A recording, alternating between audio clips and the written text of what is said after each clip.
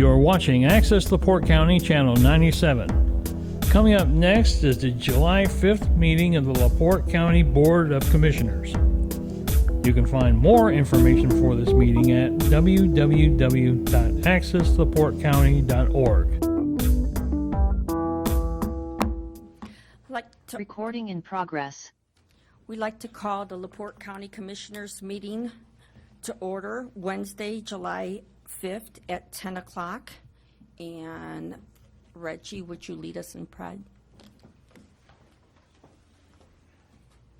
I pledge allegiance to the flag of the United States of America and to the republic for which it stands, one nation, under God, indivisible, with liberty and justice for all. God bless America.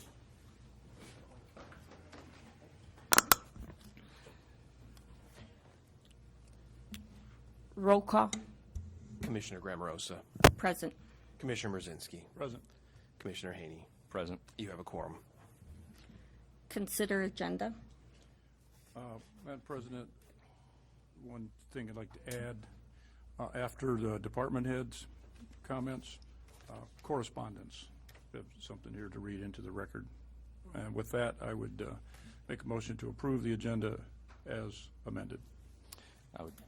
I would move to amend Commissioner Brzezinski's motion to also include, consider a conversation from Councilman Mark Yagelski regarding PNW, as well as consider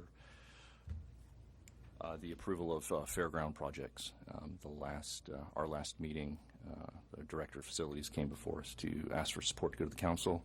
Last council meeting, the Facilities Director went to the council for a motion of support, but so far there's only been 2 motions of support. The fair starts this weekend, so we should probably actually consider the approval of those fairgrounds projects if we're getting right down to the wire here. Fair starts Saturday. Second. All those in favor say aye. Aye. Aye. Consideration of claims.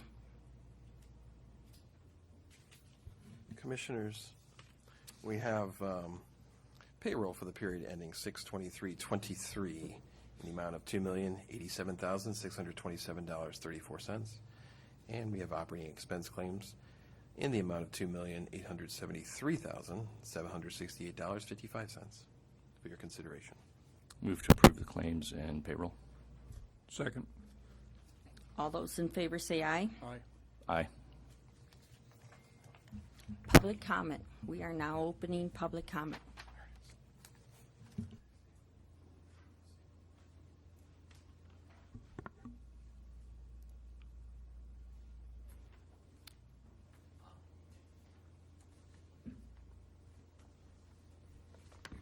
And I don't know, is this just for the bills or public comment in general? I don't attend a lot of these meetings, so I... Anything you want to Okay, say all right, very publicly good, very good. now's your That's time. what I thought. My name is Scott Archambault, and I live at 1651 West, 450 North in LaPorte, just east of Weirs by 39. And in the last year, we've had 2 accidents on our road. We've had a semi that tipped over in our front yard where my grandchildren play, and last month we had a 17-year-old young man tip his car over, and my wife and daughter were home at the time and called the 911 and reported it, and didn't expect that the young man would be alive. Fortunately, he was. He slid between where a tree stump was and a rock, and if he'd have been a little bit either way, he wouldn't have made it. When the truck went off the road last year, I visited the meeting. It was an evening meeting, and I guess shared my concern, and was able to get some feedback from Sheila Brilson, and then was able to meet Andrew, and I just wanted to say that like in the last year, they go through a process of grading the roads and deciding which ones they're going to pave, and they are going to pave this road, and I think a lot of times you have people come here to complain, but I think when things are done right, that needs to be recognized as well. And I just wanted to recognize the work of Andrew Zimmermeyer. Every time I've texted him, he's responded to me and has kept me, up to date on what's going on, and really appreciate his help. And in the last week, I had a chance to meet with Mitchell Bishop on a Friday when the other people were gone at the Highway Department, and then this morning with Andrew, and they were able to answer all my questions, and I just, as much as I appreciate what you do at the level you're at here, I appreciate the people you have out in the field, and just wanted to let you know they're doing a good job, and I'm happy about it. Thank you. Thank you. Thank you. Do we have anyone on Zoom for public comment?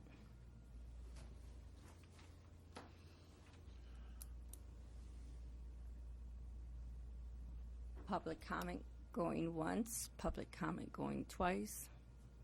We will close public comment. Moving on, department heads.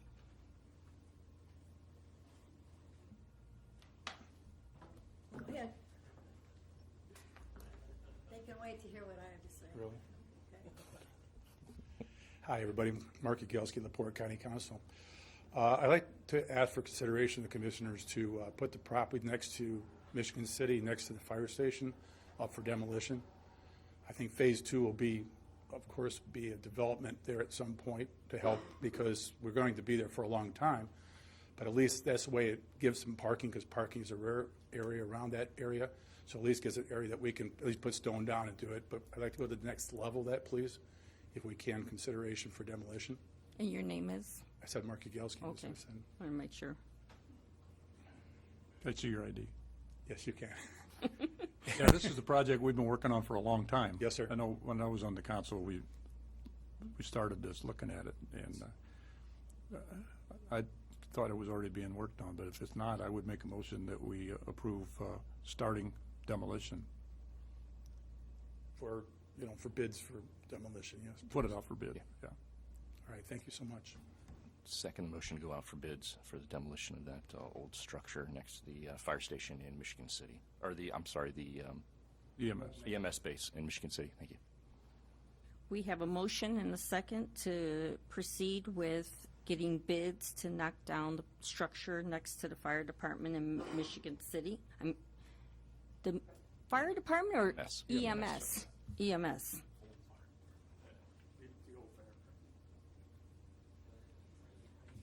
All those in favor say aye. Aye. Aye. Pass. Any other department heads?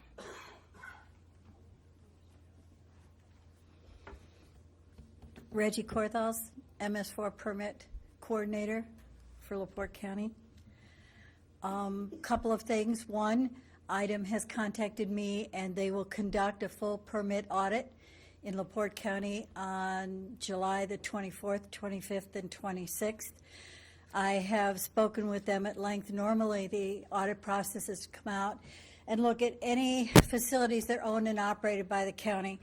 I have asked them to postpone the audit of the Fairgrounds because of the fair, and being on the Porter County Fair Board, I know what that means. So they're going to postpone the Fairgrounds audit until September, so we have to worry. So what we'll be looking at is all of the highway garages, the 3 locations, and possibly the parks, but I think highway garages. So that's coming up. It would be really helpful if by July the 24th, we have all our ducks in a row and maybe have an MS4 coordinator or your program in place so we can assure them that we're on the right track, okay? There have been a number of issues in the last month that I have dealt with for you. One is the legacy development. Those are the condos at the golf course. ITEM had received numerous public complaints about this construction site. I requested that our construction inspector go out and take a look at them because Item wanted a report on it. He would not go. So I hired Environmental Services Group, Joe Moore. He has done a lot of construction inspections in LaPorte County. He also is a member of my state board. He went out, he did the inspection, submitted the report. We submitted it to Item on June the 25th, and waiting for some response from them and from the owners of the Legacy site. We also have a couple of issues that have been forwarded to the Highway Department because they're not stormwater. One is the city sand company, so I took care of that. I went out and met Commissioner Grammarosa, your new highway superintendent, a charity, spent half a day with them out there. Tomorrow, we're going to do a complete walkthrough using the Item inspection forms so that, since I wrote it, I thought we'd use it, to make sure that they're in a good place when they do that audit. So we'll work with them with that. There's an issue with a project that has to do with encroachment on the wetlands, and I've tried to deal with that with the Army Corps of Engineers. This is Dennis Mazzarana, and I'm hoping to get a go-ahead for him on that project. It just has to do with how it encroaches. They've done on the wetlands. They've done a wetland delineation. They're still close enough. We don't have an ordinance that's going to prevent them from getting any closer. So I want to make sure Item's okay with it. Randy Maupin at Item is the wetlands coordinator. So if it's good, he should be able to go ahead with that. Okay, and I'll go out and take a look at that. Otherwise, there are two things. One of the things that we were going to try to do is complete for the county the stormwater quality management plan and the water quality characterization based on what was done by the former MS4 coordinator. Unfortunately, nothing was done. So we're starting from scratch with that. So I went back to Item, begged, and they're going to let us do that later once you have your staff in place, because they're the ones. I could write it for you, but I'm not going to implement it. The LaPorte County people are, so I feel more comfortable if they help write it. We are going to submit an annual report for 2022. That'll meet that qualification, and then we should be able to move forward. We stay on the same time frame as the 5-year permit, so you'll have an annual report due next April, and some of the requirements that were due from the 1st of the January 2023 we'll have to get in by the end of the year, and hopefully you'll have your team in place. We can help do that. Thank Okay? you. You're welcome. Any other department heads? Good morning, Randy Novak, LaPorte County Council and FMEC Director. I just want to give you an update that the bathrooms that the commissioners supported and the council supported, the final walkthrough is going to be this week. Everything is coming together on that. We got to put some signage up with the help of the Highway Department. I think it's going to make some signage for it. That's coming together. There were we painted 5 buildings this year, added 36 campsites with full service, with the water lines buried all the way down, so they're year-round campsites. Pioneer Land, we upgraded a lot of electrical things there, and kudos to the maintenance department for all the help that they're doing also out there. North parking lot, we've added some lightage out there. A lot of the things that we focused on this year, or besides the bathroom, is some safety things. We added a lot of lights. We're installing 16 flagpoles up near the entrance that were graciously donated by an anonymous donor. And then dusk to dawn light at the Ziegler entrance, and we're putting dusk to dawns down Concession Road, because the issue is at night, a lot of times 4-H has meetings out there, and in the wintertime it gets dark early, and so they requested that we add some of those lights out there. So any questions? Then I'm also going to get up under the bridge closure thing, give a little That was my little snafu. Well, we can move it up. You want to go ahead and, Yeah, Yeah, as why long don't as we you're here. just move it up right now? Guy your age shouldn't be getting up and down so much. yeah. Ba-dum-bum. Yeah. So I help out with the Tourism Bureau with the Great Lakes Boat Race over there. We had an infrastructure meeting, and it's my fault. I was thinking the bridge opened every 15 minutes. I'm not a boater. But, so the last opening would be at 5:45, then it would close for the boat parade for the boats to come over, and then the next opening would be at 6:45. So, so that's the request. The boat race this year is going to be bigger and better than ever. There's over 60 boats from 5 different continents. So it's going to be a great, great event. So if the commissioners could authorize the highway department to do that, I'd greatly appreciate it. I would make a motion that we approve that. We do that every year, and thank God hopefully the bridge will open and close, and everything will be okay. Yeah, 5:45. I'd make a motion we approve that. I'd second that, and also make sure the Coast Guard knows. Thank you. Okay, It's good. been Thank you. approved. All right, thank you.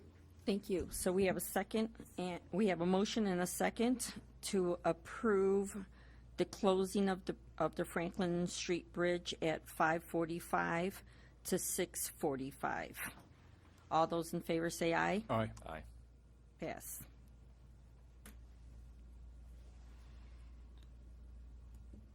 Any other department heads? Madam President, since seeing nobody else, at a previous meeting, Mr. McCormick asked me about the wheelchair ramp at the Michigan City Courthouse. So I contacted Ton and Blank. They sent 2 folks out with all of their equipment, and they shot it from every angle, sent me a real nice, I was hoping Rodney would be here, I'd give him this, real nice report on it. It may seem steep, I don't know, but it is 100% within ADA compliance, right down to the last centimeter. So it is in compliance. So I don't know what else to tell you.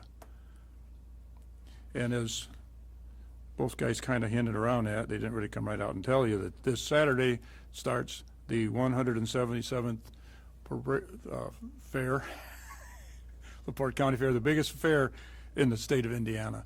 And bigger, we always say it's bigger and better every year. And it's looking good. It's going to be good.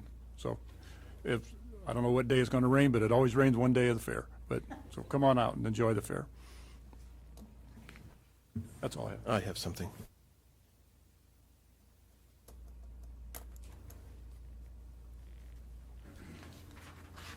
Good morning, Commissioners. Tim Stables, LaPorte County Auditor. I was heartened to see on your agenda a discussion under 10L around the flood annex situation and a reference to the IC code in that. I just wanted to briefly say that I have concerns as the auditor. IC code does say that I had some communications with the SBOA, State Board of Accounts, dating back to mid-February, and they said that per their email, if insurance proceeds are used within 12 months, the fiscal officer, which is the auditor, may actually appropriate the funds for that purpose. So we take that job seriously, and we respect the process, the commissioner's position to direct the renovation, the prompt renovation, expeditious renovation of the buildings. Unfortunately, we have had a transition that I wanted to note, which is that we created a flood, or you created by monies received by the insurance company, a flood renovation fund, which we've been utilizing, and we've been the agent to appropriate so that the contractor can be paid promptly. Because of and reflecting a current dispute, or at least a slowdown of the process of receiving monies from the insurance company, as everyone knows, the council at its last meeting appropriated a sum of money, significant sum of money from the county's emergency reserve fund.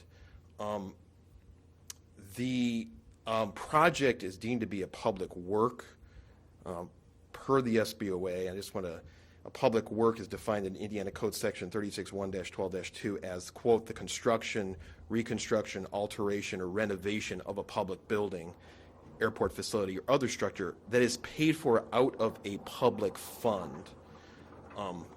Clearly, the annex renovation project is a public work. Public funds are the emergency reserve fund is a public fund. So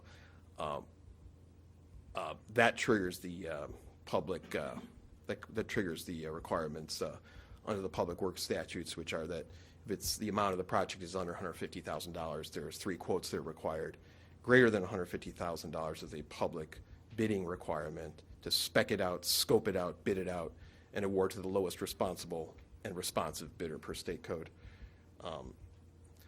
I see that your reference in your agenda to the IC code might suggest that the emergency statute is applied here. I would just ask to, my request to you is please do not put the auditor's office in the uncomfortable position where you're asking us to be the ministerial handmaiden for a potential direct violation of the Indiana Code's public bidding / quoting requirements. I would hope that when you address this under your, later in the meeting, that you honor the essence of the laws on public bidding and their intent to protect the public. I've heard from 1 or 2 contractors around their desire to be involved in this project, and an open process is what ensures that the taxpayers get the most money. The situation has morphed into something that's different than what it was. I certainly respected the insurance company in my investigations around the situation. It's been an open process where they systematically have approved rate sheets and times, and they review things daily, and I'm very comfortable with the process up to this point. But with the current situation being in dispute, the situation has morphed, and I'm hoping that when you address this on your agenda later, that it will be in the spirit, at the very least, the spirit, but hopefully also the letter of the public works statutes. Thank you. Thank you. We'll take it under consideration. Any other department heads? Hearing none, we'll close that. Under 9, new old business, flood project discussion.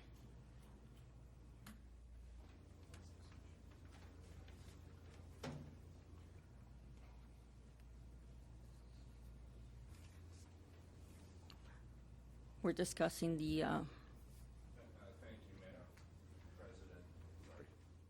Thank you, Madam President. So we've had discussions, and I might be morphing old business with new business, so to speak here. I think the prudent course of action would be under Indiana Code 36-12-1, or 36-1-12-9, for the board to consider declaring an emergency with respect to this current flood project.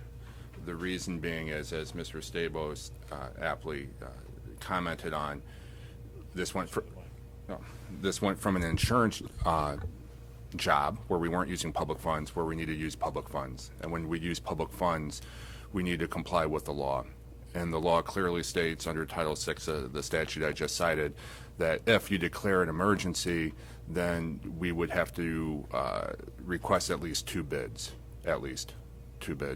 for the work. Now, this is complicated because we've had existing work going on with insurance proceeds, and we're not sure what insurance will agree to cover or not, and whether or not there would be any litigation associated with following up with insurance. It's our hope that insurance pays every dime of the renovations we do. That's our hope, but we can't guarantee that right now, and therefore that's why we need to use public funds.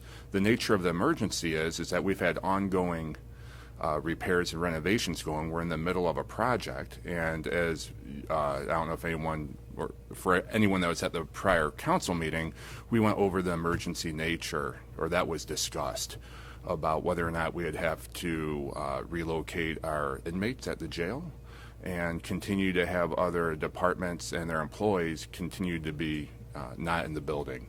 Mr. DiMartino is here, and I think he can comment on some as well, too, as he's been more familiar with the whole process. But, Madam President, my request would be for the board to declare an emergency under that code section. We would draft a memorandum declaring an emergency and requesting bids. But Mr. DiMartino will comment more on that. Mr. DiMartino? Thank you, Guy DiMartino. I've been, I guess, the legal consultant to this flood project. And over the months, we've heard Mr. Stabos's concerns regarding fund expenditure, and his concerns are valid when we look at the Indiana statutes. Same thing with Mr. Haney. As lawyers, when we look at things and when we look at statutes, we go out and we search legislative intent, and we search to determine if there are other factually similar circumstances that have been reported on. And then we can take that information and how courts have looked at statutes and have said yes or no regarding these types of issues. Myself and Mr. Pajak have done a search of case law trying to determine how the courts really deal with these issues. And there's nothing out there. I don't believe that, at least there's nothing that has developed a dispute in Indiana that has made its way to the appellate courts with a circumstance that's similar to this circumstance, where you have a pretty significant loss to a building. You start off with an emergency. You have an insurance carrier who's involved. You have an insurance carrier who agrees to certain terms, and then there gets to be a dispute in the middle of the claim. So clearly the initial emergency that we called on December 25th under Homeland Security or under, life safety provisions, clearly at that point in time that stays. But once the mitigation, like Mr. Haney brought up, has pretty much been completed and the water's not running, the nature of the emergency sort of changes. Right now we have 100 people that are displaced. We heard from adult probation that folks are missing their appointments for probation because they can't come here. We've heard problems with people having to go to Michigan City. So we know the impact on the community. And so at this point in time, we're trying to navigate everybody's concerns, trying to navigate the fact that there's a dispute with the insurance company. The dispute with the insurance company has to do with whether certain items are considered a covered loss under the policy. And so because either the project stops at this point in time until that dispute is resolved with the insurance company, or if the project continues, we have to stand in the shoes and we have to take the position that we have to use public funds in order to continue the project. And so then that brings up the public works statute. It's clearly a public work. It's a renovation to a building. The language is broad with that. So with that understanding, then the issue becomes, with 100 some odd people displaced, with the potential issue that there might be issues that impact the jail and the inmates in the jail, with the issues that some of the folks that inspectors have come out have brought up, are we able to list significant facts that, in the spirit of the law, maybe not necessarily totally the language of the law, and that's what the courts are there to determine what the law actually reads, whether we can meet the qualifications of an emergency under another title, Title 36, as opposed to Title 10, which was initially used, so that the project can continue moving forward, or whether we have to go ahead and follow the bidding process and stop the project right now and allow engineers and architects to come in, put out a request for proposal, and then go through that process. Mr. Pajak and I think that there is a way if the commission determines that we meet the qualifications of of Title 36, 112.9, that the project can be delayed for a shorter period of time, can continue moving forward, and meet the legislative intent of using public monies. So under the emergency statute, it pretty much says that if the commission declares in the minutes and on the record that it's an emergency, and you have the supporting facts to support that, you can invite 2 bids from contractors, from companies that are known to do work for the county, known to do municipal work.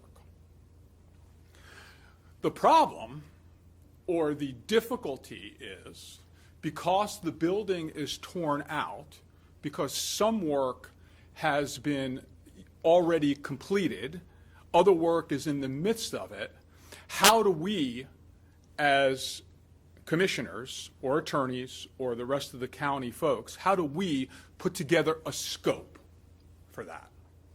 So in order to, so I believe that if you're going to, if you want to go that route, there's 2 ways that you could that you could possibly meet everybody's concerns. The first is we put together a scope and we put it out and ask for solicitations, invite bids within a 2-week period or so, a 3-week period, from contractors that we know that do work in the area. Or because LaPorte County Project Management has been acting sort of as a construction management company, you retain LaPorte County Construction Management to go out, because they know what's been done, what's not been done there, to go out and get and invite those bids on your behalf, because they're more intimately familiar with the project than myself, Mr. Pajak, or any one of us. So if you choose to go down that route, you have those 2 lines. If you don't choose to go down that route, the project's going to need to be shut down. You're going to need to go ahead and do a request out there for qualifications as to somebody who can manage the project, and then you're going to have to go and follow the full bidding statute. Your call. All we can do as lawyers is give you, the method and the means of possibly moving this forward. And you want to know something? There's no law at this point in time who has made this black and white. So the only way we can determine that is with a ruling or an order of the courts. And we all know that that is not going to move the project forward. Does anybody have any specific questions? I don't really have a question, but I like your idea of having the project manager find subcontractors for whatever is determined to, personally I think it's all an emergency, but to contract for the parts that are not necessarily from the flood damage that they've discovered along the way. That would make the most sense. And I would think that they have been to some extent already doing that with the people who did the air testing of the air and looking for mold and that sort of thing. That to me would make the most sense. One thing we know for sure is we can't stop the project. It's still an emergency as far as I'm concerned, and it'll be an emergency until our people are back in this doing their jobs here. We've walked through there, and we continue to find things that are probably going to have to be rectified. We had really hoped that by now we'd be a little bit further along with this project, but we've had some bumps in the road. But the building commissioner made it pretty clear, if you stop the process, if you stop working on this building, he would condemn it. And now the taxpayers will take a real beating on that, because the first thing they have to do would be bring in engineer, looking at about $100,000 there. Every prisoner would have to be relocated. I think per diem right now is about, what, $60 a day, times about 300 people. They have to go somewhere. It would be pretty devastating. In my view, we need to, number one, continue working on this building. And because every day that they're working on it, maybe not every day, but often, they find other things that maybe aren't part of the flood damage, but they won't pass code, and so they have to be fixed. I don't know how we would put that out for bid. Like you stated, the contractor right now, manager, they know what has to be done. And a lot of stuff they've probably already ordered the material for. We don't know. It'd be hard to intervene that, but I would trust the project manager now to look for bids for stuff that has to be fixed, So, meet code that is not part of the flood damage. okay, so if we were going to take that position, there's pretty much 4 areas that he would have to go out, and 4 areas in question. I can pretty much guarantee you that out of those 4 areas, there are going to be insurance proceeds that are paid towards those 4 areas. But whether it's 10% or 100%, I can't say that. So anywhere along that spectrum, you're going to be paying public funds, because I can't guarantee you 100%. So with that concern, and with the auditor's concern, and with the statutes, we are going to be using public money. And I agree with you that I believe that we can meet the emergency based on those facts, but you still have to follow what the law wants. Excuse me, Madam President. May I address the Yes. commission? Thank you. Mr. DiMartino and I understand the board's concern and the auditor's concern and the council's concern. After reviewing the law is clear. Competitive bidding is the rule, not the exception. We all know that. That's really not up for debate. But due to emergency situations, the code gives us flexibility, and that's why we're here today discussing that. We do have flexibility because the legislature, they've understood that emergencies do arise. So one example, I was speaking with Commissioner Haney earlier on today, just to show how difficult this is, for example, we know the insurance company is going to pay for ductwork in the building. We know this, but we don't know what percentage.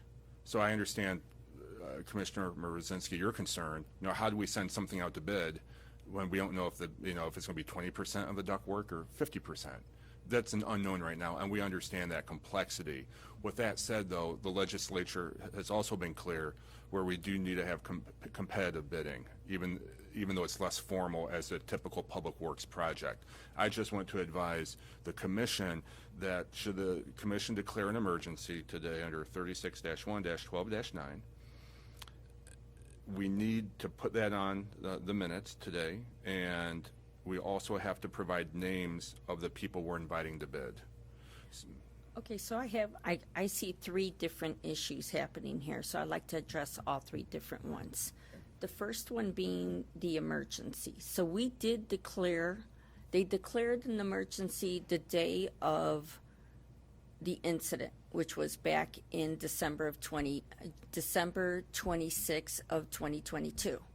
And then moving forward, when the new administration came in on January 4th, we declared another emergency. We just actually, in our minutes, we approved it 030 that there was an emergency. So was that emergency under the 10 or under the 36? Under Title 10.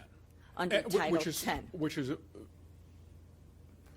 if I were to go back and do it again, it was Christmas Day, I would have probably done it under Title 36. The Title 10 emergency we've used a couple other times in the county, and that really has to do with a greater scope of life. So at that emergency, in my view, is abated. The Title 10. Okay. Do you know Yes. what I'm saying? So we're changing from, and I guess this is why I just want to make sure Yeah. that the public understands. So we did approve it in January, but it was under Title 10. And now what you're saying to us is we have to approve it under Title 36. Well, what I'm saying is that is a method of moving forward. I'm not telling you have to. Okay. I'm giving you the options. Because on Christmas Day, President Mateus and President Novak jointly signed that emergency. Remember Christmas Day when everything was Right. flooding in? And then on your first meeting of the year, January 4th. you all ratified that emergency, and then the first council meeting, they ratified that emergency. But at this point in time, we can all say that the intent of that title, that the emergency is abated. Okay, so then we have to, and I just want to be able to talk it through. Yes. So then we're going from the 10 to the 36-1-12-9, but under that one, it's still an emergency, but we are actually putting it out to bid to To two. invite We bids. invite Yes. bid to two companies. So now I heard you speaking, and I guess this is the other two parts, and they're kind of like intertwined. Do we send the project management out to bid, or are we sending all the contractors out to bid? So is it every single part that we're outbidding, or do you send the project manager out to bid, and then he has to do, or he or she would have to do the same thing where then they have to send things out to bid? So, right. And so, yes, the answer is yes. That's your call if you decide to go ahead and do that. You can retain the project manager and ask them to stand in your shoes as your agent, because they know the project best, to invite the bids to come back, and then you review the bids and make the determination. Okay, Or you can put it out globally to construction companies, and you can say, go ahead and make sense of that and bid it, which would probably take a longer period of time. So I would hope that, at least as to common ground, everybody would agree that LaPorte County Project Management probably knows most about the project than any of us. And it would take another company a longer period of time to get up to speed as to those issues. However, so if you would appoint them to go ahead and do that, then they can invite the bids and then bring the bids back to you all for determination. That would make the most sense. But there are many ways that you can do it, because then again, there's no cookie cutter thing, and there's no court that it says this has been done wrong or this has been done right. So we're trying to work. My goal, and I believe Mr. Paycheck's goal, is to give you options so you can move forward, because I heard Mr. Mrzinski say that he doesn't want the project stopped. You know what I mean? I don't So- want the project stopped Yeah, either. And I so- mean, so when we're putting this out to bid, does the project shut down for 2 weeks or 3 weeks? How long do you put this? So there is some work that is in process, which is so close to completion that you all can go ahead and say, go ahead and complete, like adult probation and some of the painting that's done at the sheriff's office. But that would be your decision, your buildings. So I do know that on the council, they approved 6-1 to continue the project and fund it, correct? Is that everybody else's interpretation? I was there, yes, but I, as their attorney, have reached out to the council and said, based on, I don't recommend that they appropriate at this. I did not recommend they ask the auditor to pay the monies at that time, based on a confusion with some of the ordinances that are out there that need to be cleaned up first. So I've told them, let's put things to rest right now. So do we have to do it in two parts? Are we gonna ask for a motion on the emergency, changing it from Title 10 to Title 36. And then you decide, and then we go on a second part and we decide what we're going to put out to bid? You can do it as one, or you can do it, as multiple based on what you all move to do and amend to do. I don't think there's any, cookie cutter way to do it, but it just all needs to be documented in the record. And so that was the second. You said you had 3 categories of questions. That was the second category. Right. So to me, it was whether we, Emergency, right, project manager, or individual contractors. and then if we have to do it together. Okay, yeah, and that would probably be better for Mr. Paycheck to answer because he's your legal counsel. Madam President, a question for Attorney DiMartino. So just to be clear, the definition of emergency under Title 36-1-2-4.5 is emergency means a situation that could not reasonably be foreseen and that threatens a public health, welfare, and safety and requires immediate action. So, and if you'd like to comment on that. Sure, my position is based on what we've been told, that the building potentially might have to be condemned if this thing gets shut down, that would meet the qualifications. That's my opinion. I'm a lawyer. You might find 8 other lawyers that have different opinions. I can't see. And should you all have a concern, you all also have another option. We can go ahead and file suit, and we can get answers from the courts as to these issues. That's always an option. As a lawyer, I only have 2 roads that I can take. Try to negotiate something that works for everybody, or my only other tool is to go to the courts. So that's all I have. I'm not a mind reader, but I believe that there's enough factual basis to declare it an emergency. If that's something that becomes a dispute, you'll have to have somebody that's way higher than me to make that determination. Madam President, may I ask a single question, please, as the pay agent of LaPorte County? Yes. Do you have an estimate of, as the pay agent of LaPorte County, do you have an estimate of the dollar amount of the so-called completion items? Are we talking about for the disputed amounts? Well, we're basically talking about what we would deem to want to have the project, the contractor complete and then bid out the rest. Is that 50 grand? Is that 200 grand? Are we talking about adult probation? Adult The work- probation. okay, right, and the Adult- painting. I and the believe that painting and the- I believe that adult probation, we have all the materials and supplies. I do not know how many hours that would take, but that would be something that you all could solicit from the person. So I believe that the carpeting is already in, and they just have to put paint on the walls, and then we need to have we need to have the environmental engineer do their air testing in order to give a CO for that part of the building. That's my understanding. I do not have an amount. These items come down to essentially, it would be crazy to the degree they can be completed in a matter of days or a week or less or whatever it is to delay and have these additional items that are almost over the finish line to go to public bid. I mean, is that the determining factor? As the auditor, I'm concerned about, let's, and I'm not saying anyone's doing this, but let's give them as much as we can before we go out to public bid because they want to do as much as they can and, whatever. I'm not saying that's what's going on, but I just want to get a sense of, the scope. So the first thing I would say is that the insurance company has no issue with adult probation. So that's not.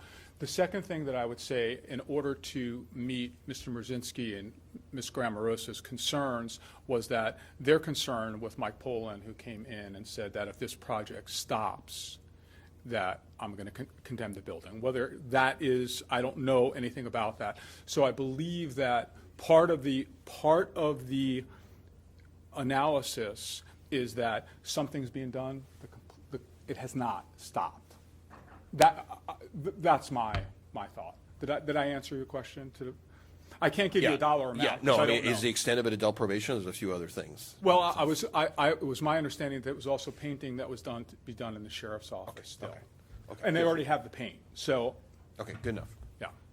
So I guess my question would be, would you want them not to get probation done or the sheriff's department done until we go through the whole process? No, I'm fine with that. I just wanted to understand the scope of what the, you know, what the essence of that was. I just want to make sure, I have no because you problem with said, that. you know, we're trying to squeeze some things through, and, you know, there's been so much negativity that I want to make sure that you don't feel like Right, you're being right. talked into something, because if you feel like you don't want to pay those things out, then well- please say so now. No, I think what we would need is probably at some point in the very near future, a list of what those items are, so that it's not, oh, here's the bill and it's another $2 million, you know, whatever, that what these things are. I'm sure the contractor can come up with that, you know. We all know what they are. I've known about No. the probation office. It's And not- I'll ask for that, but either way, there's not any money to pay them. So unless we release public funds, or there's, right, because it's my understanding that the advance from the insurance company is to the end. Well, we can take some of this discussion offline, but ultimately, I mean, what I have said is that, I mean, the county ultimately bound itself and has a moral obligation. The contractor could sue the county. So, I mean, I'm not saying as auditor that I'm not going to pay items from the appropriated monies from emergency reserves, certainly, especially if you have an emergency declaration, a corrected emergency declaration. I just don't want to be doing it nonstop and be taken for a ride. I'm not saying anyone's trying to do that. I'm just explaining the context for my understanding. So of what- it has been my recommendation last week was that no monies get paid out of emergency reserve. Oh, okay. That at this point in time, until it was, that was my recommendation. Whether Accept that. whether it's followed or not, I'm just a lawyer. But it's my understanding also that there was that almost $600,000 of the advance, and those monies were going to be paid. So my point was, if those monies are paid, there's not going to be any money to pay until either we free up public funds or we get another tranche of money from the insurance company. So that was my only point. Not that. 70 grand left in there. Sure.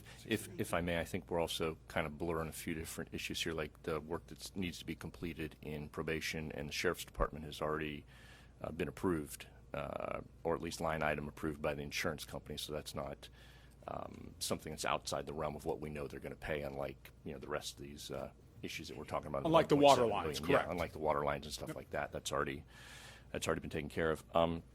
Mr. DiMartino, I've got a question for you, and then basically the same follow-up question for Mr. Paycheck as well. Listening to Mr. Poland's concerns about the project stopping and possibly having to condemn the building, there were a few exceptions I think I would take to what he said. One of which was he was concerned because of the fire alarm system, that, you know, we have half the building that's not efficiently alarmed, if you will. NFPA codes, you know, clearly state, you know, you can have a fire in situations like this. They allow for what's commonly referred to as a fire watch. Yeah, you can have You pay- under the life safety code, you can definitely have people doing, you know, you have to have somebody on staff that's going to do the fire watch. Yeah. I agree. There are options. I'm not the building commissioner. Right. So I think we can make a pretty good argument there that's something that's allowed, and that I think we could probably keep the building commissioner from going down that route. With some of these other items, like we just talked about probation, some of the items in the sheriff's department, we can keep those folks working because those are already approved items from the insurance company. They can keep going while we go through a process for quotes, let's say. With that in mind, I know you basically answered this, but just for my own edification, and I know we have to make the determination, but do you think, in your legal opinion, that emergency does exist under 36-1-12-9, and it's appropriate to declare it? I do. Okay. I believe that there are sufficient facts that will support our position if we are questioned on it. Thank you. Mr. Paycheck, I'd have the same question for you. Thank you, Commissioner. I agree with Mr. DiMartino. We've spent a lot of time discussing this, and then just to kind of go backwards a little bit, I know this might seem overly simplified, but we have a flood December 24th or 25th.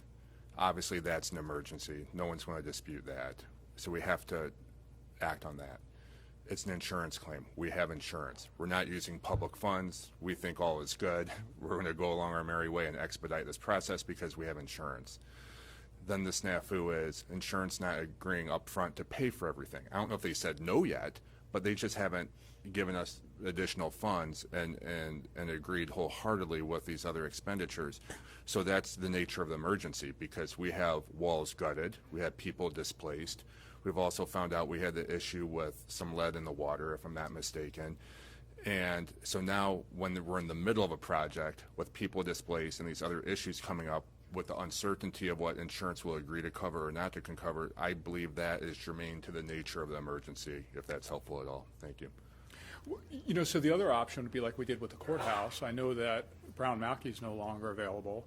We can always go ahead and temporarily get another building to house, you know, it would have to be in LaPorte for the people that need to come to LaPorte for adult probation. But I really don't believe that that meets the intent, that these facts are different than doing the courthouse. I think there's a strong argument to be made that this is a different situation.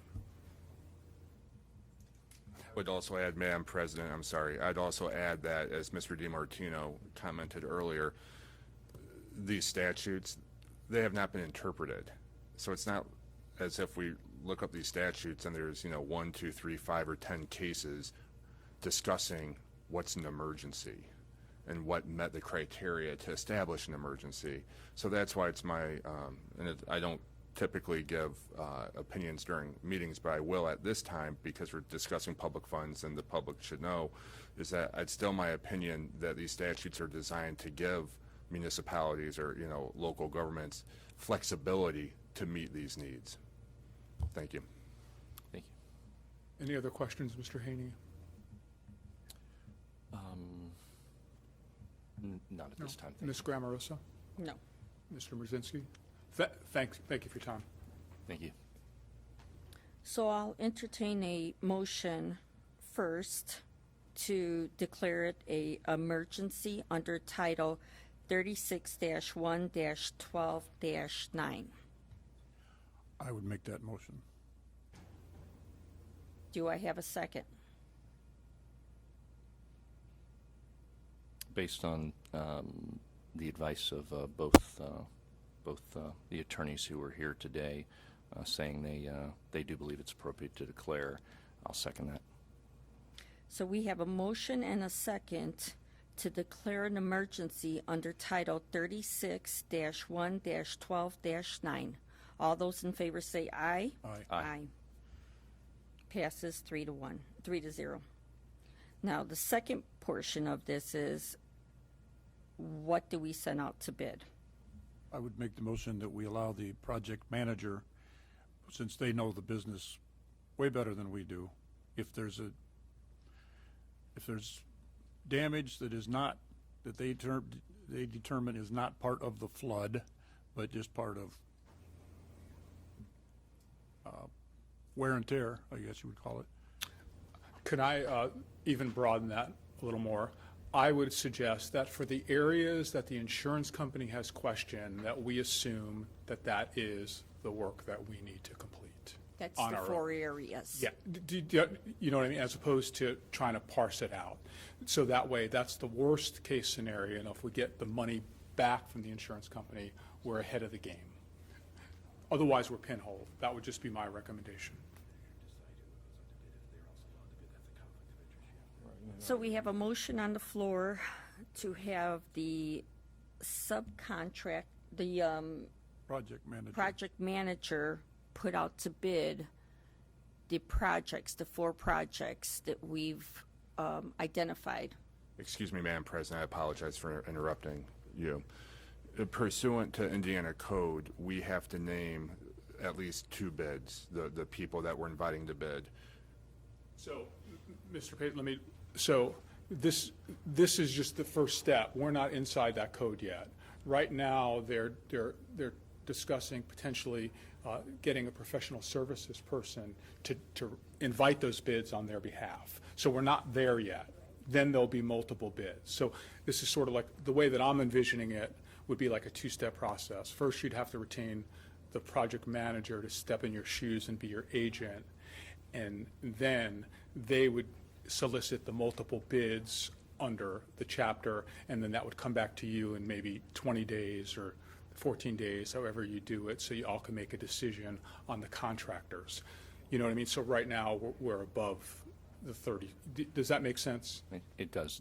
So then would it be more appropriate to, technically, LaPorte County Project Management is, we named them as our preferred contractor to Chubb, and they've been interacting with Chubb. There is no contract between us and LaPorte County, the county and LaPorte County Project Management. Would it be probably more appropriate then, with all those things that you said in mind, to request or to direct LaPorte County Project Management to determine the scope of work so that we can Invite the bids. so that we as the board can then invite the bids and receive them? Yes. So now you can do it that way and have him give you the scope, and then you can put out the request, or he can get you the scope and you all can discuss the names of the people that you want to invite, and then at your next, if you can get a short order meeting, then you can go ahead and do the invite. You know what I mean? So you can do it one of two ways. Also, Make sense? I'm sorry, Madam President. Also, one other thing, Mr. DiMartino, I think we need to address, just so there's no issue as a conflict of interest with LaPorte County Construction Management, if the project management, if they can also bid on things as well too, because the gentleman is also the principal of Marcus Electric as well too. So I just need to make sure there's no conflict of interest issue as well. Thank you. Right, but as to this, that would be something that when we give the project manager your direction, that would be something that you all would give the project manager. But at this point, I think we're just, if you're going to delegate that, your task to them at this point in time. Does that make sense? Yes. So then you could say, hey, we want you to invite bids from these companies that do work for the county. Yeah. I'll just stay here in case you. I can put that in the form of a motion. Okay, so would you like to amend your motion? Yeah. Can I help you? Yeah. Okay, you've already declared an emergency, so at this point in time, you would like to delegate to LaPorte County Project Management to determine the scope that needs to go out to invite the bids. And I think you want to set a date on that for your review, right? And then the second part of the motion would be, once you get the scope, you all will put it out to bid. And then the third part would be, I would suggest that you set, if you set well, you wouldn't need to if you can get it done by the end of, your last meeting of this month, or you might need to put it back to the first meeting of next month in order to make the decision so the project can move forward. Does that? By August 2nd. That would be our next morning meeting. No, he's No, I saying thi- have it done by the next meeting. By July 19th, that is our very next meeting in 2 weeks. Well, I think you want to have the scope done, and you want to have who you're going to put the bids out to. And I don't think you need to have a meeting for that. But then you probably want the bids to get in here by the last day of the month so you can review it at your August meeting. Otherwise, you're going to be putting it back even more. Does that make sense? Excuse me, Mr. DiMartino, the statute says whoever we invite to bid as a result of, once we get the scope of the work, that needs to be during a meeting. Yeah, it has to be named during a meeting. So we will have to So you have, another, you we're have gonna that to have interim another meeting, the 19th. before. Yeah. Right, so, okay. Yeah. So moved. All that. So we have a motion, do we have a second? I'm going to need to. Let's work through. Yeah, Okay. yeah, let's So work through that. So you- I the first think thing we're is going you're- to need to engage the services via contract with LaPorte County Project Management. We can't just direct them without engaging in some sort of contract with them, because currently there's no direct relationship to be able to do that. Otherwise, we'd works have to for go through Chubb. Chubb and then have He Chubb go works through. for Chubb, he Right. does not work for us. Yeah, so right now, LaPorte County Project Management doesn't work for the county directly, they work for Chubb. I mean, yeah, we're the ultimate client, but it's Chubb who has engaged their services, determined the rates. Sign Okay, contract. I'll go, but whatever, Mr. Paycheck and I will get a contract done. But, so within that, so the first thing you want to do is you want to engage LaPorte County Project Management to determine the scope. You need the scope, and you all will need to determine before the next meeting who you're going to invite to bid. At the next meeting, you'll determine who you're going to put your invites out to. And then you're going to request your bids hopefully to come back by the end of the month so you can move on it on your first meeting in August. Does that? You know, we're treading new water here, so So would you like to take back your motion? Sure. Yeah, that's my motion, the Aye. whole process. Okay, do we have a second?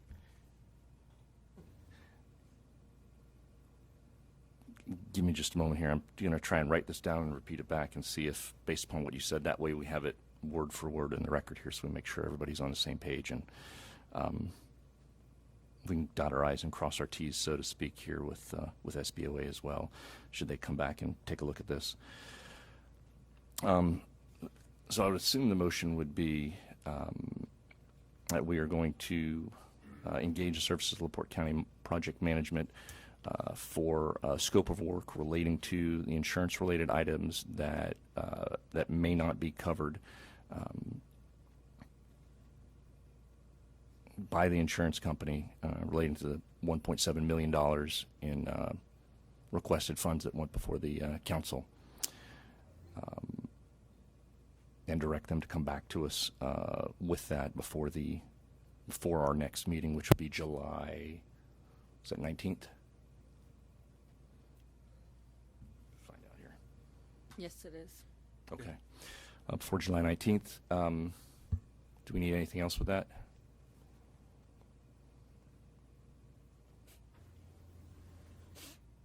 and then, I don't know that it needs to be part of the, and then by that time, you're going to have the list of vendors that you're going to invite bid, or are you going to get together with the project management company to determine the vendors? So either way, but. Okay. So then additionally, on what I just read, and by the by the July 19th meeting, where we will solicit, we'll go out to solicit bids from companies that will be named at that time, as well as an open process to anyone in the community that would also like to submit a quote. That way, we're covering all of our bases there to try and be as directly in line with the spirit of the law as possible. Do I have a second? I would second that. All those in favor, say aye. Aye. So, moving on. Did you want me to read this? Oh, go ahead. Correspondence? Yeah, I think we forgot it. This is a letter to LaPorte County Commissioners. Dear sponsor, thank you for sponsoring my trip to Purdue University 4-H Academy. I had a great time and learned a lot participating in Show Me the Money. We looked at cars and houses, lots of great money management tips. Thank you for making it possible. Linda Zurich. Very cool. Very nice. Very nice. Okay, moving on to new business. Consider approval of minutes for the LaPorte County Council and Commission Workshop on April 24th. Motion to approve. Second. All those in favor say aye. Aye. Aye. Under B, consider hiring of MCR Partners LLC for economic development. Motion to approve. Do I have a second? Is there a contract or anything associated with that? Scope of work, scope of costs? I believe they sent a copy of their contract this weekend. Came on my email.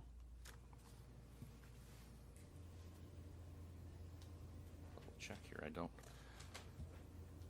It was Independence Weekend here. It's possible I could have missed there it, it but is. let's take a look. Yep, there's,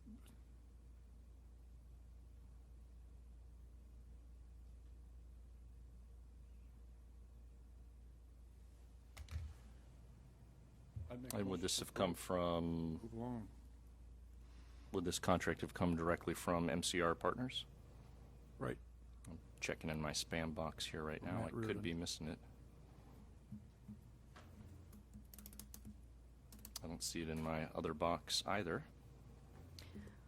I'm When, not going to be able to approve it. When AME was our economic development person, we actually didn't get the contracts until after. I didn't get the contract until I requested it when we had to pay it out.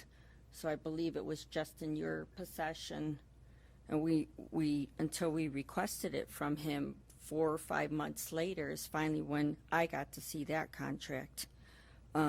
Not saying that they shouldn't send us a contract, but this is something that's been on our agenda. You received the agenda 3 days ago. I did get the agenda 3 days ago, and I did not get a copy of the contract. I know the contract, before we voted on it, was in our packets here that morning. We referenced it that day during the meeting. I believe we can actually go back to the tape and go ahead and take a look at it. But no, I can't second something that I haven't been So I'll provided step with. down as the president, and I'll second that. All those in favor say aye. Aye. Aye. Nay. We'll have our attorney look it over also. Have you had a chance to Before see we the sign. contract yet? Would be pending your approval then. So we have a motion to, so you'll change your motion to pending the approval of the attorney? Yes. You'd have to make a new motion to undo the previous motion that was already approved.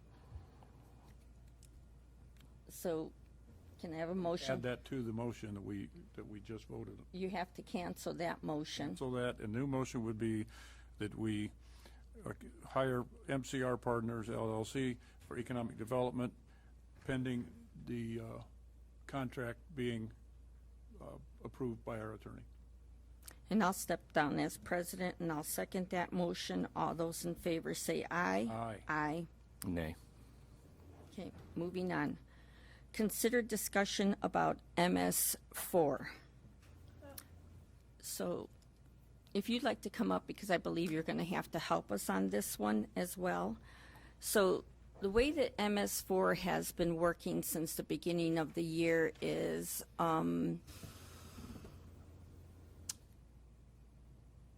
you never replaced anybody for or made a suggestion for a department head for MS4. So what we've done is you contracted with 2 individuals. That was Jeff Wright and Reggie. I actually was still under contract. Okay. Still under As a contract from last year. consultant. As a okay? consultant. Yes. But it created a problem because we didn't have an actual employee, and that is when you appointed me in January to do the purchase orders for that department. And so you have been working as the MS4 operator, and when I talked to Reggie, even though you are no longer the president, she said that we could continue to keep you as the appointee, and you have been going to all the meetings, and you went for the inspection and everything, correct? I was out at the, I went to the Right, and So inspection with you're Ms. still Corsalles the other day. functioning as the operator of MS4. Madam President, the hasn't best way changed. to look at that is under the code and under the permit, the MS4 operator is the commission, okay? Okay. And just as you choose someone to represent you at NERC or on the Kankakee River Basin, you could choose one of you to help represent the MS4 permit, to sign for it. Now, when you start looking at internal staff, you don't need a stormwater director. The way the permit is written is you are the coordinator, a stormwater, or you are the operator, the stormwater coordinator is all you need. And it makes it a little more oversight on your part to do this, and then also gives direction. Up until this point, I've been acting as your advisor ad litem everything, so we need to kind of get this together. Okay, so I know working with the building commission and with soil and water, there are 3 individuals, and we did briefly talk about that would, and the reason why we're bringing it to this meeting, because I know you're concerned about open door policy, so this is the best place to discuss it. Absolutely. So there is $61,000 in salary that's still sitting there.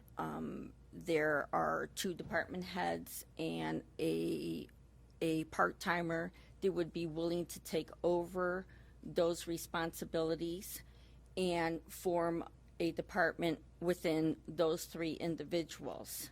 So there's also the purchase orders that need to get paid, and as the acting operator, you would have to get monies transferred over to get those bills paid. So I would like to relinquish back the position you gave me, and then you can take that part of it as well, and then perhaps you can sit down. It's already in the works at this point. All they have to do is get the new job descriptions with their old job description, and then to include the portion that each individual will take for the MS4, so that we can have an up and running MS4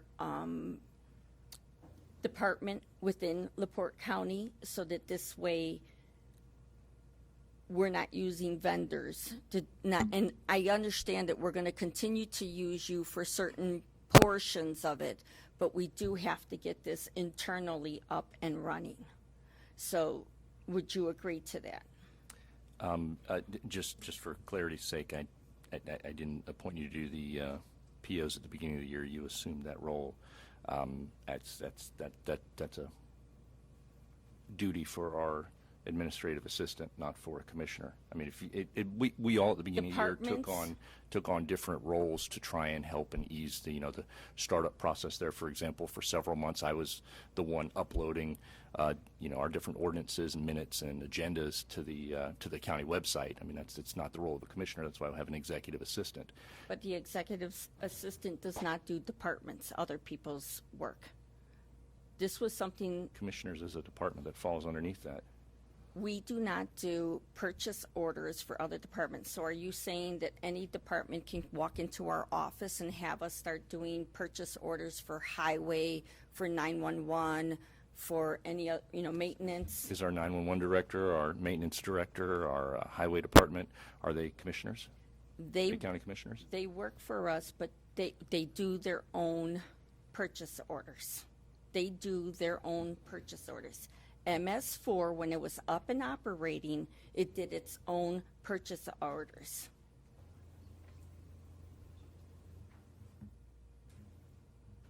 It did. It Yeah, did, sure. Commissioner. And the reason, because it was established that your MS4 coordinator was actually a stormwater department head, okay, which gave that individual county authority to go ahead and do that, okay? It doesn't necessarily have to be that way. It can be however you want to set it up. Other counties do it under a commissioner's guidance, under an individual department, however they want to set it up.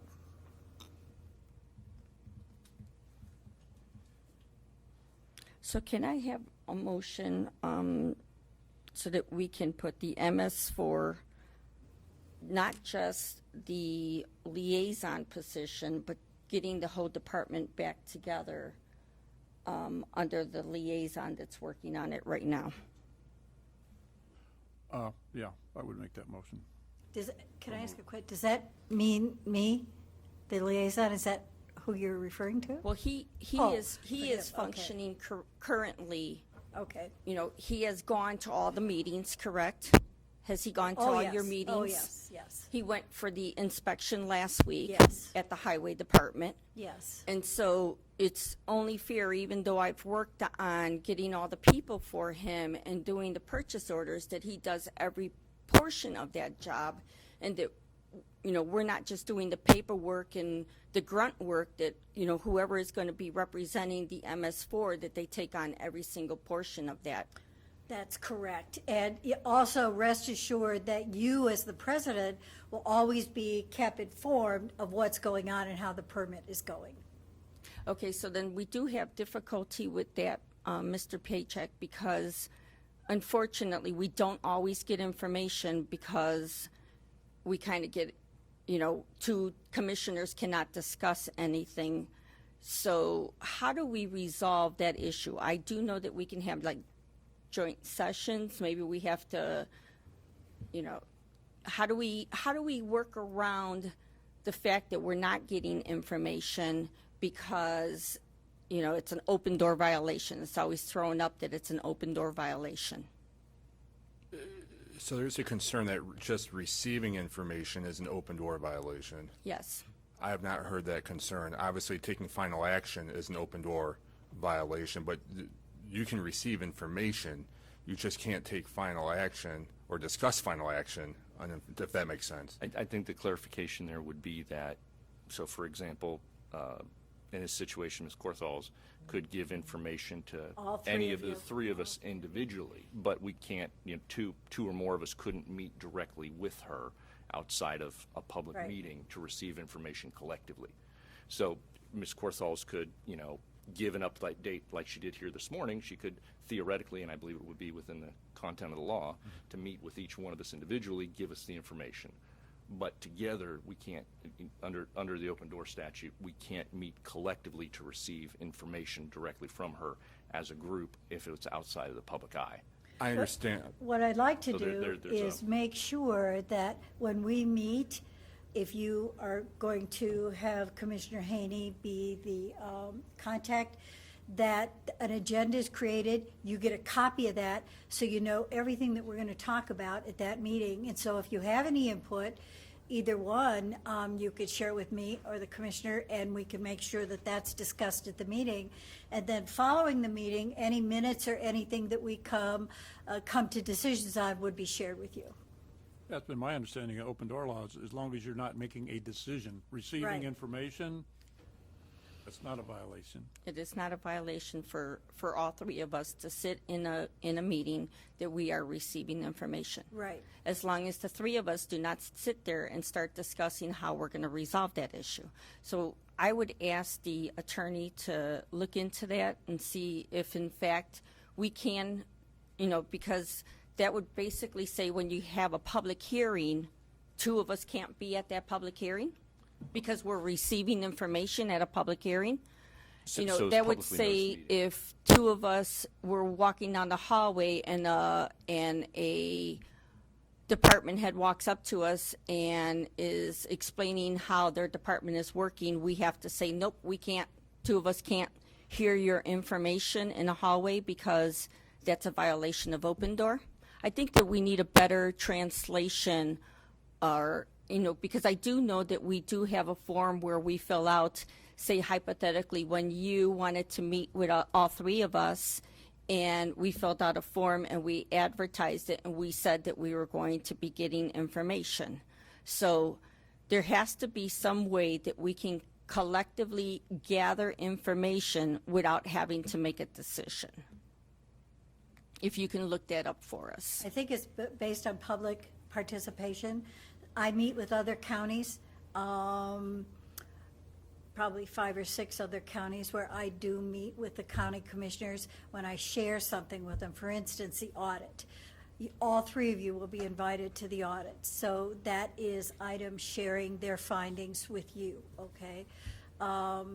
If we just discuss process and how you're going to move forward, I provided you with a list of all of the tasks that are required under this permit. This is a written documentation heavy permit, and you have to make sure that whoever's going to manage this has the time and the ability to do that. But you are always able to be in the know. That's public information. So we have a, Excuse me, Madam President, I apologize. Again, I will research the issue. There is a definition that I've just been made aware of. That official action means to receive information, deliberate, make recommendations, establish policy, make decisions, Thank or you. take final action. So based on just that perfunctory review of that statute right now, I'll research this issue further and let the board know. Thank you. Okay, so we have a motion to relinquish all parts of MS4 to Mr. Haney. Do I have a second? Second. So, for clarification's sake, I mean, I again, as I said earlier, at the beginning of the year, we were all doing multiple tasks to try and make the job of our new executive assistant easier. For example, you were doing some POs yourself. We had our IT director doing quite a few POs. Myself, I was uploading, just doing general secretarial work, uploading things to the internet to make things easier, to try and lessen that burden while the learning curve was in place. However, writing actual POs is not the job of a commissioner. That is the duty of our executive And assistant. you've had me doing it for 6 months now. I didn't have you do it. You volunteered to do it.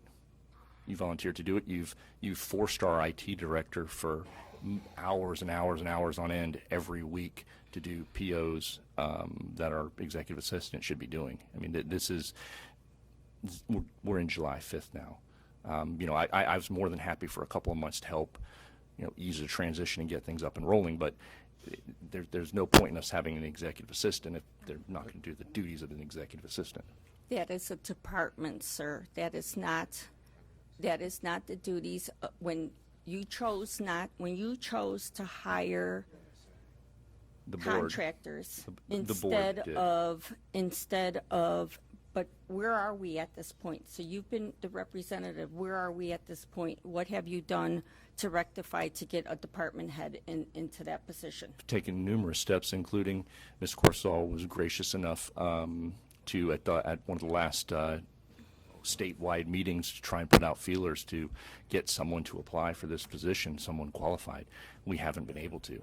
I can't force somebody to come in and work for the job any more than you can force me to do some of our executive assistant secretarial duties. So I mean, we- you can make whatever motion you want here, but you can't force me to do the duties of our executive assistant. It's preposterous. So we have and I a won't do it. motion and a second. We have a motion on the table. I'll step down as president, and I'll second. All those in favor say aye. Aye. Nay, and I will not, no longer continue to do, nor will I do any of the duties of our executive assistant. Madam President.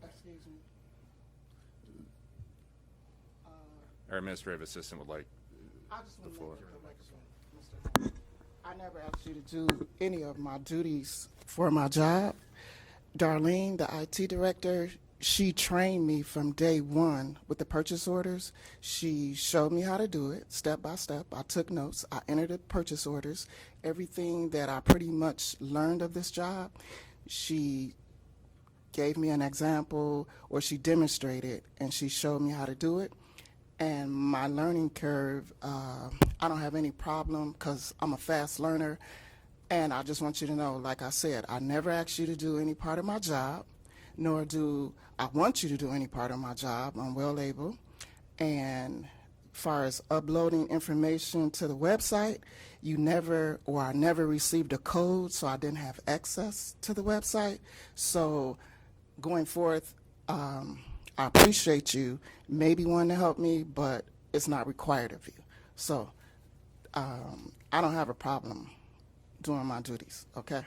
Excellent. So you'll have no problem writing the POs. I'm gonna do what's required of me, and like I have a job to do, and I believe as a public servant, we all have our jobs to do, and I just didn't appreciate you saying like you had to do my job because I never asked you to do anything when it pertains to my job. No, I volunteered at the beginning, and of course, You didn't. I didn't ask you to volunteer, so I didn't know if you volunteered or not. I don't know what you do. You would say I never you didn't asked know- you. You said you didn't know how to do it, and I said Know well, how to so do you what? looked Up and train. For Know how to do uploading what? minutes, ordinances, agendas. No, I resolutions. never had access. Darlene would have, if I would have had access or permission, believe me, I would have learned it, and you wouldn't be saying what you're saying. I never had access, nor did I know how to get on the Thank you. website. Thank Okay? you. So Okay, moving on. Under E, we have consider approval of Wagner's subdivision, presenting Commissioner Mrzinski. Yeah, this was actually passed by the Plan Commission, well, it had to be last year because I was on the Plan Commission then. But there was some issues with drainage. It was held up by the building commissioner. Those issues have now been rectified, and so we can move forward. I would make a motion that we approve the Wagner subdivision as presented. So we have a motion. Do we have a second? As this hasn't come back before the Plan Commission, and I haven't been made aware that they actually attended plat meetings. For example, I even went to a plat meeting that they were supposed to attend. I was there, our surveyor was there, building commissioner, plat committee was there, but Wagner Estates wasn't there.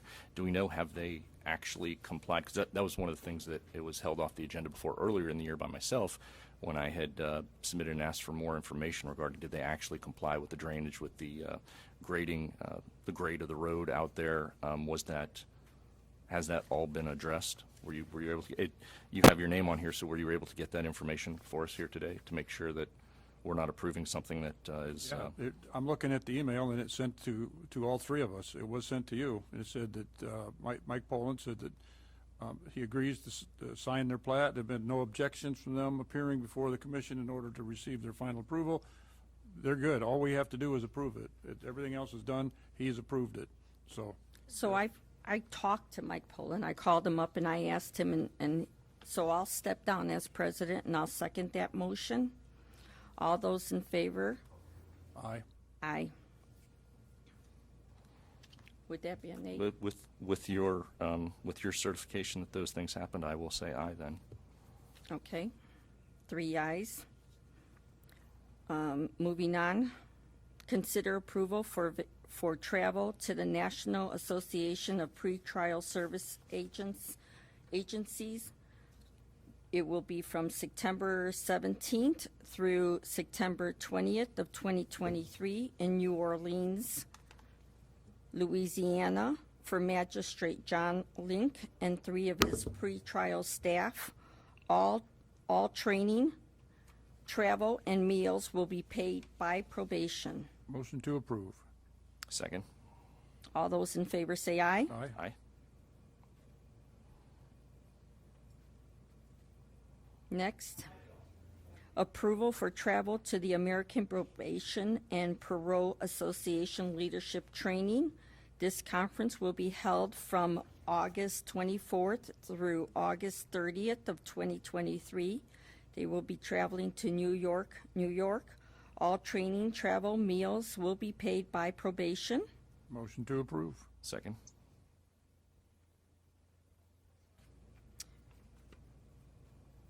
Would a motion and a second? Can we vote? All those in favor say aye. Aye. Aye. Thank you. 3-0, it passed. Consider permission to travel to the International Association of Assessors Conference. This would be held between August 26th and August 30th of 2023 in Salt Lake City, Utah.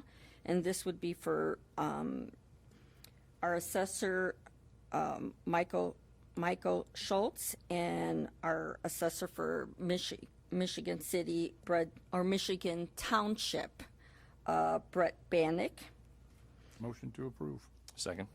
With a motion and a second, all those in favor say aye. Aye. Moving on, consideration of LaPorte County credit cards. And so we did have a bit of a discussion on that. On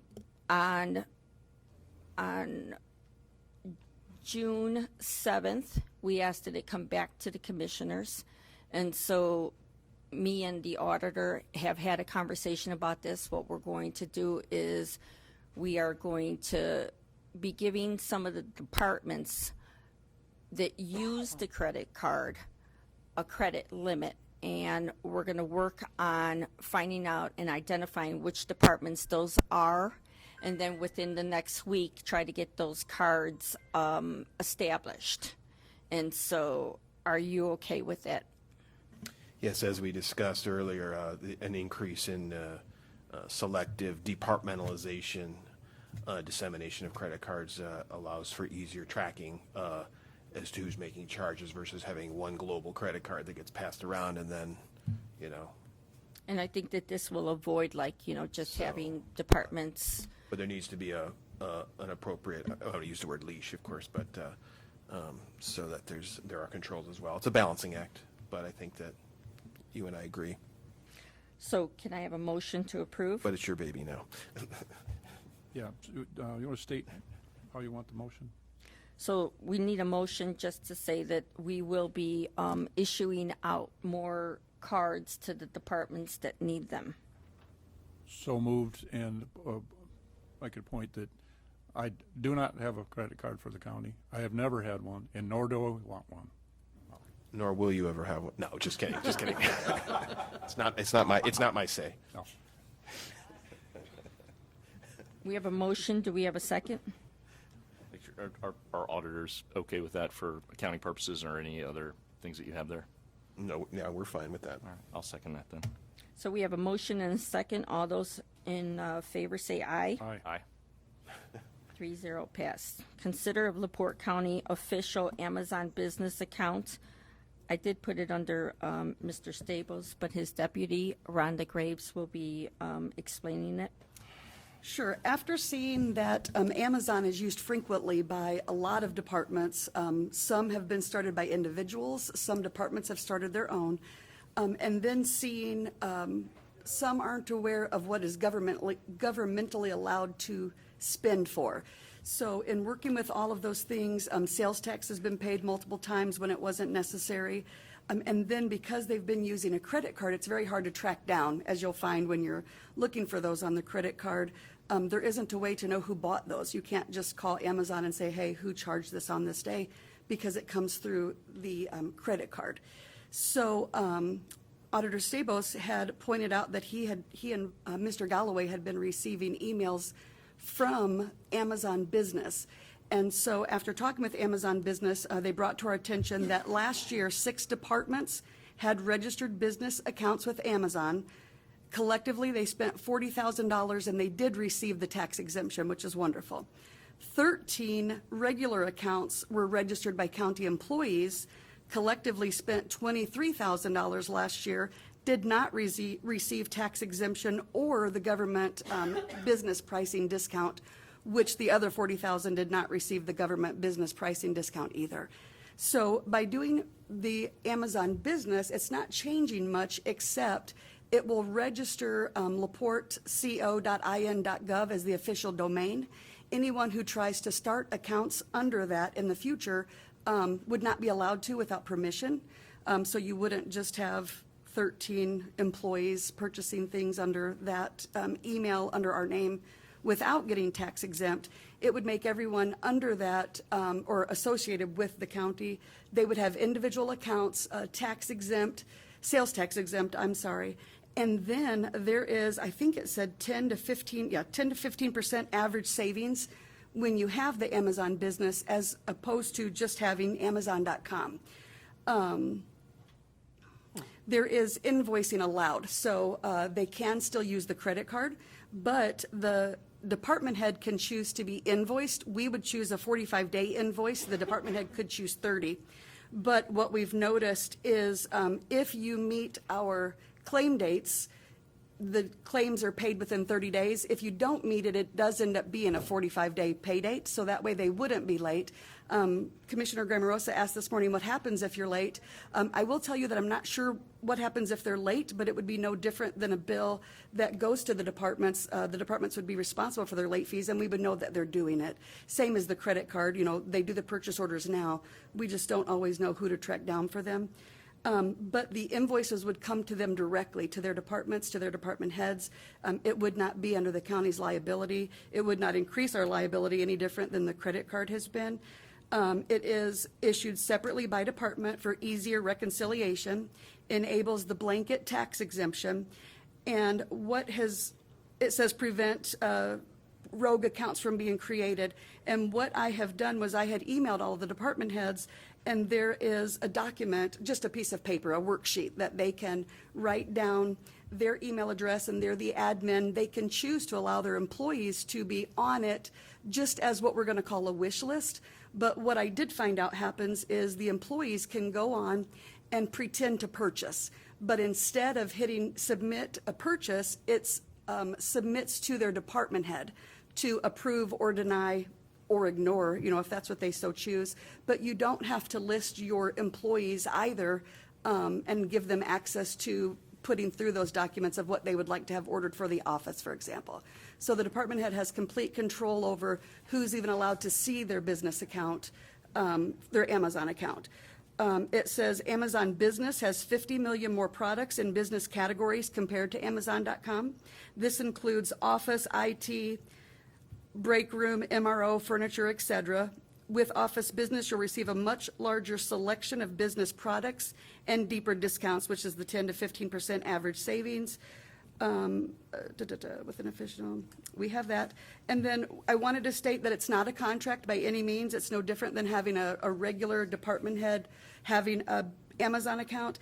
And I also want to stress, after talking with Commissioner Grammarosa, that buying local still helps our local economy. I do not suggest that you use Amazon over buying local, but we see that $63,000 is already being spent. Why not get the 10 to 15% savings? So by no means are we as an auditor's office saying, please start using Amazon. I definitely price check before I do an order. And there are things that I can't get from the local company that I use the most that makes sense to get from Amazon. And there's even something that was cheaper on Amazon that I did get locally, because in looking at it, especially, I couldn't be certain that it wasn't Amazon selling it. It was a different seller, and I couldn't be certain that getting it would happen, even though it was a little bit cheaper. So it made more sense to shop locally and have that definitely appear than taking a risk that it never does. So we're by no means saying, please start doing all of your purchasing through Amazon. So I did hear two things I just want to question Please, real yes. quick. The first one is, it is under LaPorte County, LaPorteCounty.in.gov. They register our domain, So but not who under gives us. who gives them permission to do that?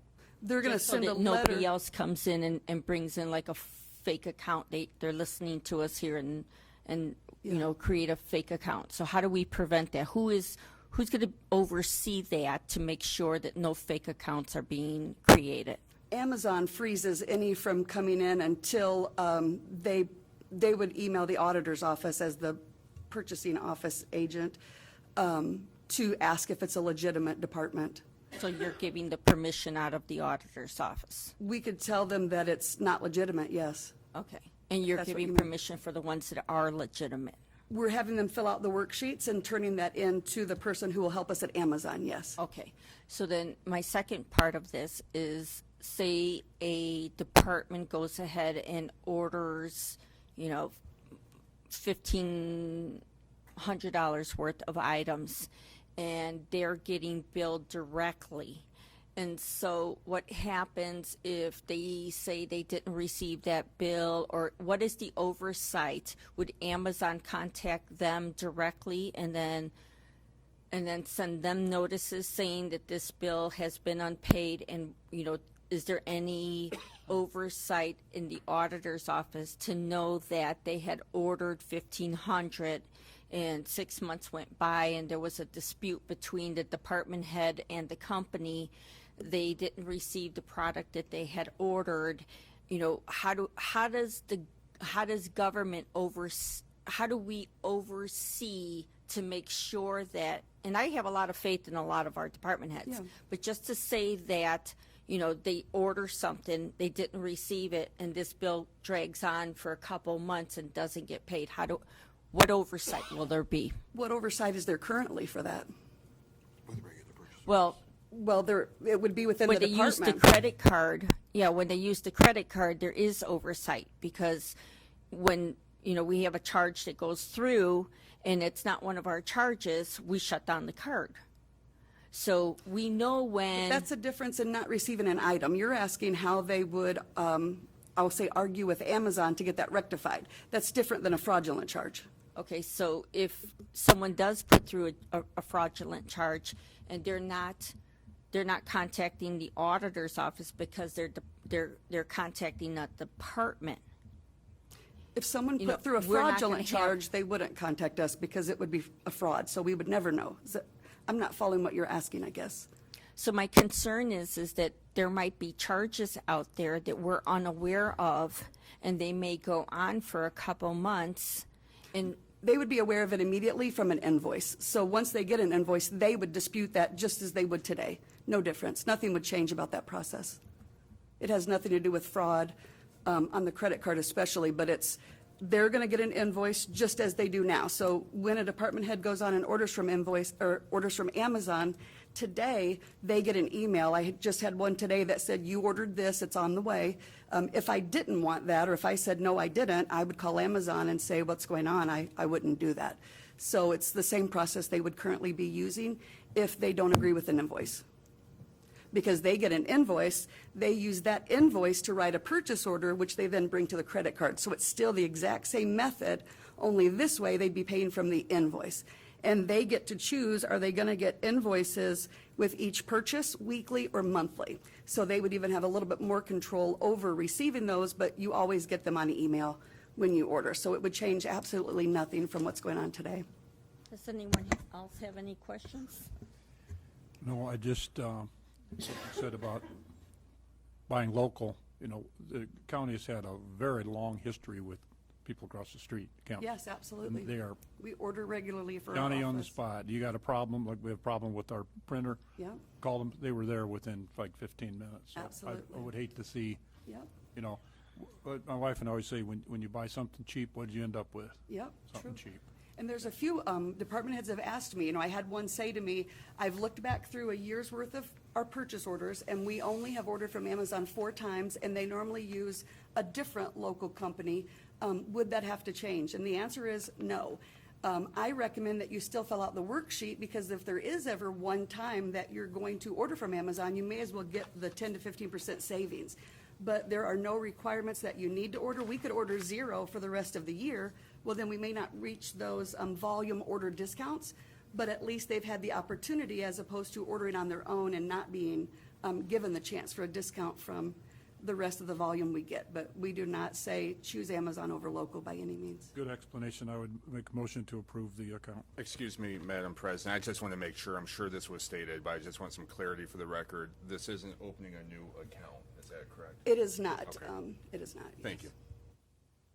I'll second that, and thank you, Ms. Graves and Mr. Stabos, for your diligence in trying to save us and the taxpayers some money. And I want to Appreciate that. thank, if I may, I want to thank Rhonda for that, my chief deputy. She's the one that, obviously, you can tell with her knowledge around this, took the ball and ran with it. Thank you. Thank you. So we have a motion and a second. All those in favor say aye. Aye. Aye. Okay, consider maternity leave benefits. This is something that I've been working on since the beginning of the year. We've had a couple of employees that have pregnancies, and we don't have something in place. So I'd like to have a motion just to have Mr. DiMartino, I'm replacing you already, Mr. Paycheck, our attorney, look at some of the policies that we have out there in surrounding counties and try to come up and formulate something for our county as well. Sure. I would make a motion to direct our attorney to work with Councilman Keel as well as Clerk Heather Stevens. They've been put in a lion's share of effort already this year with that project. I think it'll be great to work with them to help get some framework around there. They've done an exhaustive amount of work earlier, and it's unfortunate with some of the chaos over the past 2 months, some of this dropped off, but it'd be great if you could work with them. Thank you. Would this be part of our county insurance, Yes. or is this something separate? Well, I mean, they're covered under our insurance. We have HR in the audience. Would you like to come up? Because I know it's something that she and I have talked about. While she's coming up, it would be a leave process for our employees, after giving birth, family member doing that. This may be, it also, I would just friendly amendment to the motion I just made to Mr. Paycheck, if you could also maybe check in with Guy DiMartino as well, just to make sure the council doesn't need to weigh in on this before we would approve it, since it is going to be a possible change in compensation based upon what we have now. If we alter that, we want to make sure that we're not overstepping our bounds with the council as well. Thank you. Monique Thomas, Interim HR Director. I just want to interject here. I had emailed Mr. Paycheck last week and asked him about it. But we do have to pay attention to our FMLA guidelines as well in doing this. I know I have a group that I work with as far as HR directors in the state. Why reinvent the wheel when Lake County is already doing, Allen County has policies. So as the HR director, I can also assist with this as well to make it a lot easier, because it's already plans out there, so we just don't need to reinvent the wheel. Just basically kind of adopt what other counties have done and kind of look at their policies and then make our own instead of reinventing the wheel. Thank you. So we have a motion Yeah, in a second. and a second. All those in favor say aye. Aye.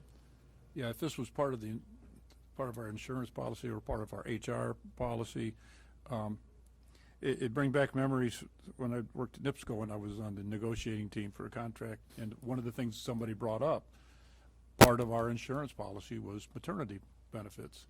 He said, why am I, a guy told me, he said, I'm 60 years old.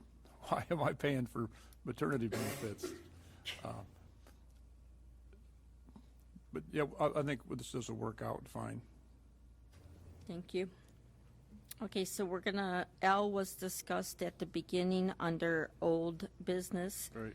So we don't have to discuss that any further, and we'll move on to consider permission to approach county council regarding the renewal of a 5-year contract with CDW-G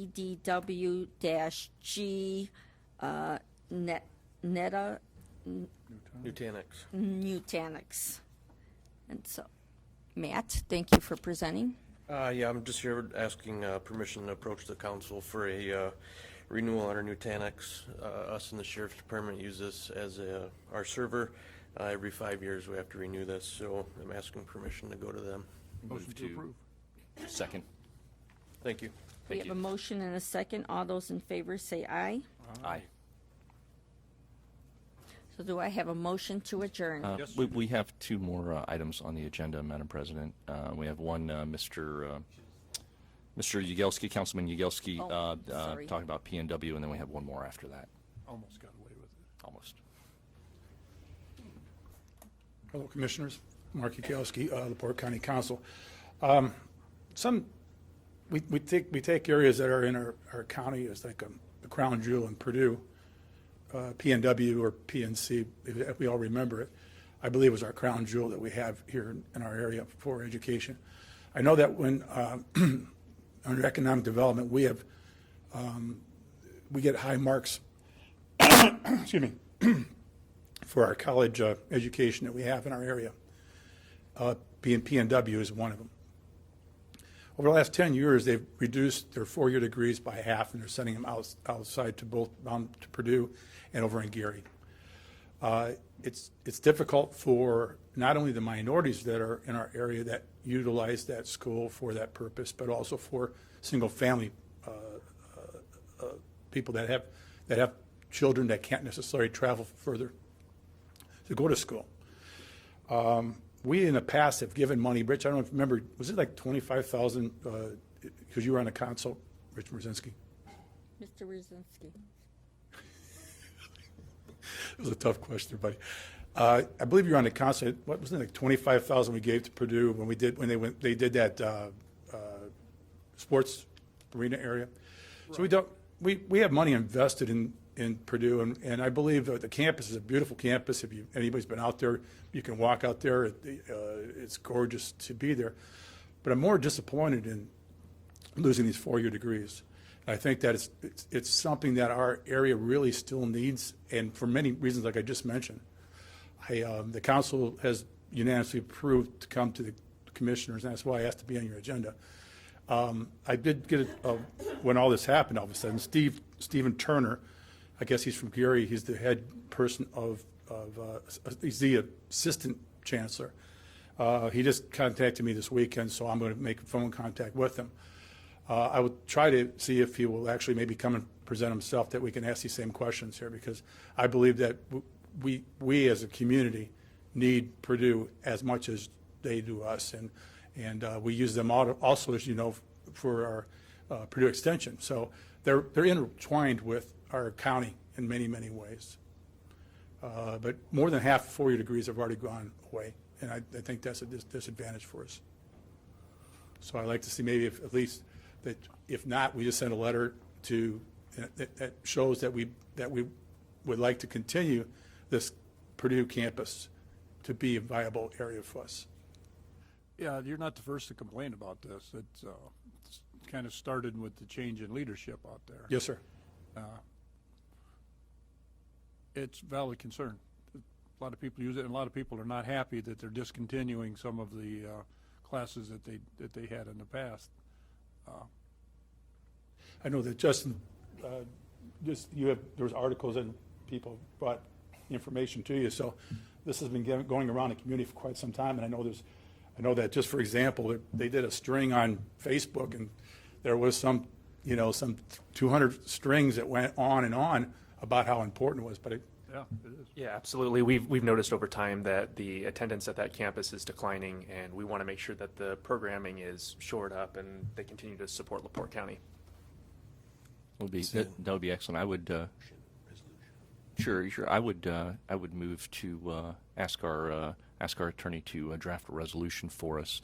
Hopefully, if you can have it ready by the next meeting, resolution or / proclamation that we could make, encouraging PNW to support our local community, reinvest back in, and possibly mentioning, the financial commitment that LaPorte County itself has already made. If you ever got a chance to go down at the campus, they're spending all kinds of money down there. Yeah. I mean, they're tearing down buildings, rebuilding things. I believe that they're doing the right thing, but I want to do the right thing for our area too. Sure. Thank you so much, guys. Sure. Thank you, ladies. Appreciate it. Second your motion. So we have a motion and a second to have Attorney Paycheck draw up a resolution or a proclamation, whichever you think is best, to Purdue Extension and see Purdue Northwest. Purdue Northwest, and see if we could encourage them to stay in the area. All those in favor say aye. Aye. Aye. Okay. And the last thing on the agenda would be discussion on Fairgrounds. Yes. So I would make a motion that we have Mr. Fitzpatrick open the quotes for that at this time.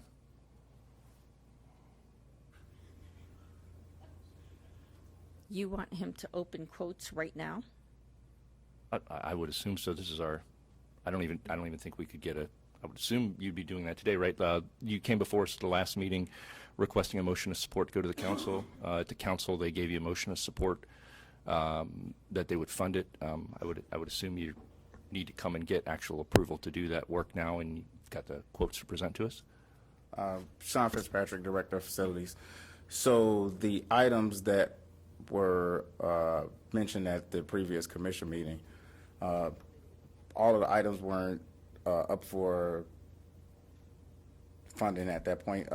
What was presented that the council gave me a motion of support was for the items at the fairgrounds that we were looking to try to get done before the fair start. The other items I had already had multiple quotes from. I think I sent them to you guys in email, so I always get multiple quotes on any work I have performed by outside contractors. The items that were for the fairgrounds were about $75,000 in total from the estimates that we had, and some of that stuff has been done. I haven't been invoiced for them yet. So by the time we make it back to the council and come back around, those invoices should probably be coming in by then. All right. I don't recall seeing those, but the electrical work, for example, on that project totals about $52,000. Obviously, projects over $50,000 are required to open quotes in a public meeting. So, you know, it's 52,000, like, what do I got, $86. So, No individual item was that amount. Some of that stuff we were able to do in-house with our maintenance staff and with funds that we had in other, out of our major repairs, and that just needs to be placed back so we could finish out the year with what we were budgeted. do you know what amount was hired out? Not off. So Randy Novak, FMEC, I've got the list right here. And so there was, the lighting down Concession Row was $10,000. Repairing sinks in the bathrooms was $5,300, but that was done in-house. Yes. Poultry building, repair of some poles was $4,900. They did that in-house, so that lowers that $74,000 down. Pioneer Electric was $26,900. Petting Zoo water line was $3,500, and the campground electric, which was $15,000, was done in-house. Oh, the campground electric was done in-house? Correct. Yeah. Okay, So that all right. lowered everything. Yeah, that'll lower that, then be below the 50,000, but we've still got to get quotes for that other work as we're looking at. So- what would that be, 35,000 roughly As far as for the electrical work that was done out there? Yeah, so with the electrical stuff, we use the vendor that we usually use for electrical stuff. I don't have another vendor that we have I can reach out to try to source some other quotes for it. Usually, we usually only get the responses back from small vendors. For these smaller jobs like that, there are not a lot of vendors that we are able to access to do these projects. So for 35,000 or lower, you're saying that we need bidders for those as well? No, if what I'm hearing here is accurate for that, we would still need to solicit 3 quotes at that price point. I believe each of those would have to be in writing at 35,000. I'll have to take a look here, though. I have the statute here in front of me. Just as a practice from me as a director, I try to get multiple quotes for anything. If it's $500, if I can lower the county's obligation to do so, I do it as a practice. If I can't get a response from contractors, then I have to go with what I have to get the work done. And I think one of the problems, and this is the second time you've done this, Mr. Haney, you add these items to the agenda at the meeting, knowing that you're going to be asking these questions, and then, like in this situation, you're insisting that over $50,000, and he's supposed to be opening bids. So if you need, after the meeting, we can send you his email address, and then you can request that prior to the meeting, instead of trying to come up here and embarrass a department head. I'm not embarrassed. I'm just trying to make sure we follow the law, Commissioner Grammarosa. And I understand that, but again, you could do this I'm prior supposed to be to the requesting- commissioners' meeting. I'm supposed to be requesting from someone the information that they should be providing to us so we can make an informed, educated decision and make sure we're operating within the law. But again, you knew this, right? And you were under the assumption that there was a contract for over $50,000. So the first thing that you said was open bids for a $50,000 contract. Now you have the president from the FMEC came up here and gave you a breakdown, and it's not over a $50,000 contract. But that could have we don't have to have these types of exchanges with department heads to embarrass them. If you would have contacted FMEC president, or if you would have contacted the department head, they could actually do that and get that information. So now you're going to start looking up IC codes to see, because your first quote was, if it's over 50,000, it needs bids. Now you've come to find that they've listed a whole bunch of small little things, and there's 30,000. The gentleman can't even tell you what the 35,000 is for at this meeting, but now you're looking up IC codes. So it just, this is what the public does not want. They don't want this type in meetings. So we want to conduct it business-like. Sure. And instead of pop-shotting one of our department heads, or fortunate for us that we had FMEC president to come up and explain to us, Randy Novak to come and explain to us exactly what some of these smaller things are. Can we move on? And then if you have a request, can you put it on the agenda prior to, and then let the department heads know what it is that you're looking for? Or So, would that be too much to ask? Sure. I don't think it's too much to ask to follow the law. No, I am at the last meeting when I voted against going to the council. I did so because obviously you brought this information to us. It was literally sitting here right beforehand. There wasn't wasn't a full breakdown of it. I know when you went to the council, you gave them about an hour's heads up, and the council meeting, of course, you came to us on Wednesday. Their meeting was on a Monday evening. You didn't get that information to them till an hour before. Haven't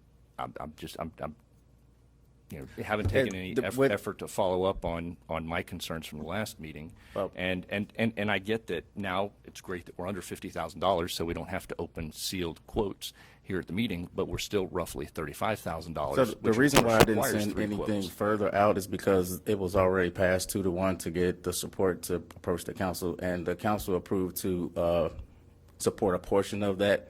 I did give them the information for the other items that was on their list, so they're the fiscal body, so I figured I didn't have to do it again with the commission. So I have no problem forwarding all that to you, and I'm not embarrassed. I'm used to being in public. Thank you for taking your scolding so nicely. Yeah, it's not a problem. So I'm beholden to you guys. So whatever it is I can do to ensure you that I'm doing the job to the best of my ability to make sure that we're being good stewards of public funds, trust me, I have no problem with it. I appreciate that. And then this isn't particularly necessarily for exactly this situation, although it's the first time it's occurred this year that I can recall. But so we have a department head, and this has happened in prior years, but this is the first time it's happened this year. So it didn't come up during the first 4 months as I was president, but now here we are. The concern that I have is that, and whatever the department head, whatever the thing is, these motions of support are being treated like their actual approval. So they are not. I don't consider them that way. Right, but you did start some of the work already. So because there were budgetary items, because I had some of the funds within my department to budget to do some of the items, but I know if I spend it all, then I'm going to be short and have to come back for whatever reason anyway. So I was trying to preempt that toward the end of the year and not be in the red when I know I still have a lot more year left and a lot more work to be done on all the facilities as a whole. So I was being proactive. The reason why it was at the last minute, and I apologize for that, and I would probably not do that again, but I'm not going to sit here and say it may not happen again. Because I still have a department to run. Sometimes I can't get to every single thing. And I was in the process of gathering quotes for some of the larger items like the elevators, which I have 2 quotes for, the awnings over at the Hyler building, which I have 3 quotes for. So I'm in the process of doing that. And as I get the information, it was more like a FYI as far as these are the things that I'm working on and the amount of funding that I'm going to be looking to acquire at some point. And the same thing with the council. I knew they weren't going to say, okay, here's the money, Mr. Department Head. I know it doesn't work that way. So it was more like FYI, these are the things that are coming down the pike, and I'm looking to get the funding at some point. I didn't expect to get a check written that day from the council or the commission. So I appreciate that. Yeah, if you could provide the quotes that you did get for that, so we can make sure that the code was complied with. Obviously, sealed quotes, because we don't need that. I mean, and I can't enter any contracts or submit any. But at $35,000, anyway. I know I see Councilman Novak there shaking his head. I just can, for can I also get point, a copy of the IC code so I can follow it to the letter, so I don't have to have. Can you email that to me so then I can respond back so I know that I'm covering everything that the code is required in my response to your request right now. Absolutely appreciate that. Yeah, because I'm sure, as you know, it's a criminal offense to purposely break out a scope of work into individual things. Since you brought my name up, Mr. Haney, so you're stating, and I'm asking council, under $35,000 requires 3 sealed bids. No, not sealed. You said sealed. I said for 50,000. I said for 50,000 sealed. It's 30-some thousand. For over 50 sealed. It's not over 50. For under 50, you still need three quotes. Which he is doing. Solicit. Right. which he is doing. And again, you want to bring up criminal. Okay, so I have a You have the criminal motion, statute there in front of you. Can I have a motion for It's a crime to adjourn? collude, to cut these down into Motion smaller to adjourn? projects. I'll step down in second. All those in favor say aye. Aye.